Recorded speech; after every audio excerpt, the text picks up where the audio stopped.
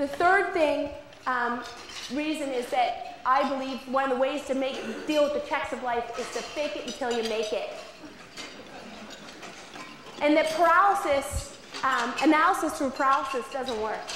Okay? Think of how many times you've been on a committee and it takes forever to make a decision, or forever to get something rolling. All right? Or we think of how many times that we've been in a stale mode instead of just going to the next step and we don't even know what will happen next. In women's hockey, that was the group who fought against me to play hockey with the guys. They thought women's hockey would fall apart.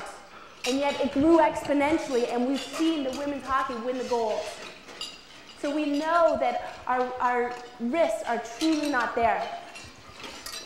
My brother, he spends a lot of time in the bathroom. And I used to say, man, what are you doing?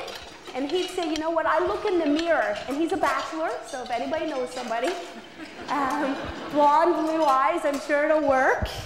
But he'd look in the mirror and he'd say, you know what, I am the most handsome man of all.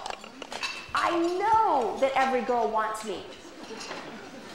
You know what, his black book would be full of women's names.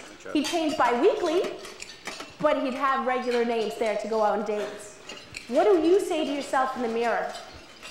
When you're going to go into a confrontation in a situation and you don't know what's going to happen next, are you going in with confidence?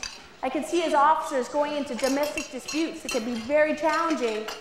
You want to make sure that you can go in there with all the confidence, because that's what's going to make the difference. I call that fake it until you make it.